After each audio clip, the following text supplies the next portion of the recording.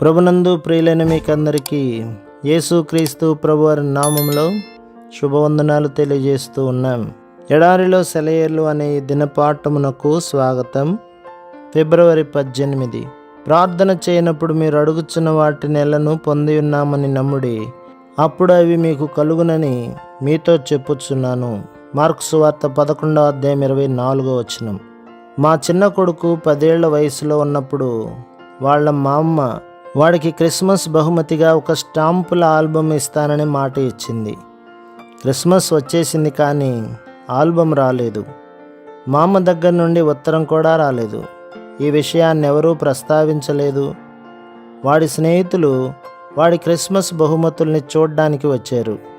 తనకి వచ్చిన బహుమతుల్ని వాళ్లకు చూపించాక అన్నాడు మావాడు, ఇవి కాక మా మామ పంపించిన స్టాంపుల ఆల్బమ్ నాకు ఆశ్చర్యమేసింది.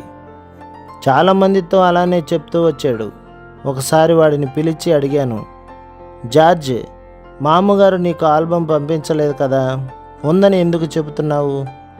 జార్జ్ నా వంక విచిత్రంగా చూశాడు. అసలు ఆ ప్రశ్న అడగవలసిన అవసరం ఏమొచ్చిందన్నట్టు ప్రశ్నార్థకంగా మొహం పెట్టి అన్నాడు, అదేమిటమ్మా, మామగారు పంపుతానని చెప్పిందిగా, చెప్తే పంపినట్టే. వాడి విశ్వాసాన్ని వమ్ము చేసే మాట ఏమి అనడానికి నాకు నోరు రాలేదు. 1 నెల గడిచిపోయింది. ఆల్బమ్ జాడలేదు.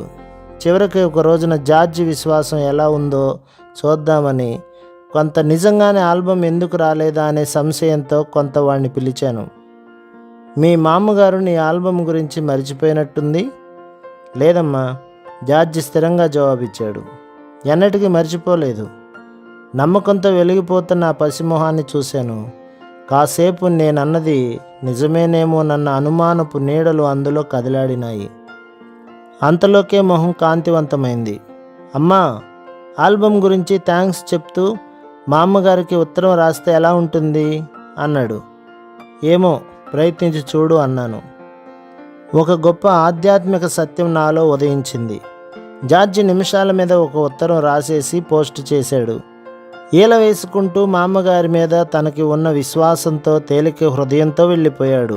వెంటనే జవాబు వచ్చింది, ప్రియమైన జార్జ్, నీకు ఆల్బమ్ ఇస్తానన్న మాటను నేను మర్చిపోలేదు. నువ్వు అడిగిన ఆల్బమ్ గురించి ప్రయత్నించాను. నీకు కావలసింది దొరకలేదు. అందుకని న్యూయార్క్ వెళ్ళాను. క్రిస్మస్ గడిచిపోయాక తిరిగి రాలేకపోయాను. అక్కడ దొరికింది కూడా నువ్వు అడిగింది కాదు. అందుకని మళ్ళీ మరొక దానికోసం రాశాను. అది ఇంకా రాలేదు. నీకిప్పుడు $3 పంపిస్తున్నాను. చికాగోలో నీకు కావలసింది కొనుక్కో. ప్రేమతో మా అమ్మగారు. జార్జి ఆ ఉత్తరాన్ని విజయ గర్వంతో చదువుకున్నాడు.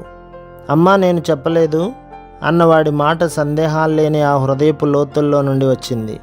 ఆ ఆల్బమ్ వస్తుందన్న వాడి ఆశ అన్ని నిరాశలను జయించే ఆశ. జార్జి నమ్మకంతో కనిపెడుతున్నంతసేపు మా అమ్మగారు దానికోసం పనిచేస్తూనే ఉంది. కాలం సంపూర్ణమైనప్పుడు విశ్వాసానికి రూపం వచ్చింది. దేవుని వాగ్దానాల మీదకి అడుగు వేయబోయే ముందు మనం ఎక్కడ అడుగు వేస్తున్నామో దాన్ని చూడాలనుకోవడం మానవ సహజమైన బలహీనత. కానీ యేసు ప్రభు తోమాకి, అతని తర్వాత వచ్చిన ఎంతోమంది నమ్మకం లేని వారికి చెప్పాడు, చూచి నమ్మిన వారి కంటే చూడక నమ్మిన వారు ధన్యులు. ప్రభు మిమ్మును, మీ కుటుంబములను, మీ సంఘములను దీవించి ఆశీర్వదించునుగాక. ఆమేన్.